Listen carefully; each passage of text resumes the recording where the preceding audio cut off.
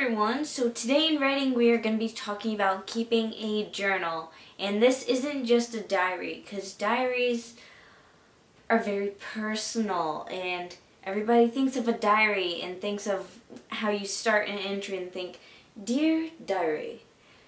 That's not how journals work. Now, journals can be anything really. They can be really personal, where they're almost like a diary, where you write about what you did that day, how you feel, or anything like that. Or they could just be random thoughts that pop into your head. Let me tell you why a journal works. We all need to keep our sanity here. And sometimes we get really stressed out and we may go blab to the nearest person and just completely freak them out because they're thinking, "Oh my God, what is wrong with this person? Why are they just telling me about their life? I don't need to know this." And when you write down in a journal how you feel and you really get it on paper, one, you're not talking to a random stranger or friend who may just go and talk about the things that you don't want other people to know.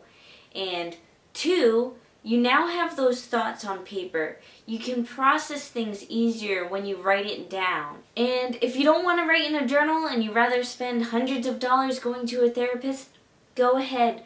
But you know what? Paper and a pen is a lot cheaper than going to a therapist. But let's talk about the other side of a journal. The side where maybe you don't write about your life and you don't want to, but you still write. In your journal, you can just write random things. You may feel really happy one day and you just, instead of skipping around like an idiot, you may just want to get it down on paper. And you may write up an entire page of maybe the best thing you've ever written. You never know. Or maybe you just had a dream and you don't want to forget it, so you write it down. And maybe it's just a random tidbit of a sentence, but that's really all a journal is. It's your thoughts. It doesn't have to be a story of your life. It doesn't have to be a story. It can just be random thoughts. And that's the best part of a journal, because journals aren't usually shared. You write it down and you keep it to yourself and you kind of stow it away. And maybe in the future you'll want to go back and read some of your previous thoughts or entries or whatever you end up putting into your journal. But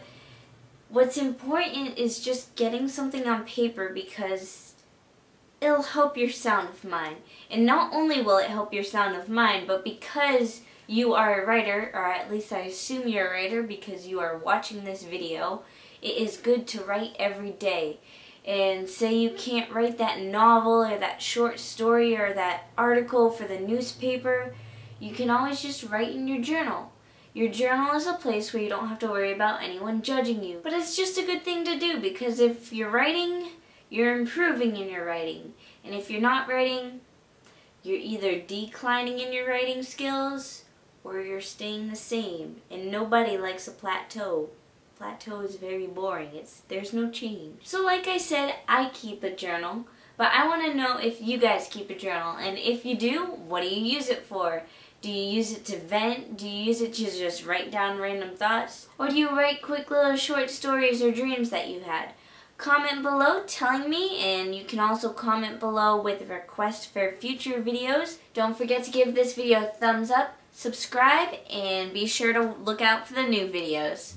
Time supposedly heals for some reason, thinking that will help. How can you know that when it doesn't hurt to think about it first want to suffer through it? Is it when you forget out later that even after you're hurt, reality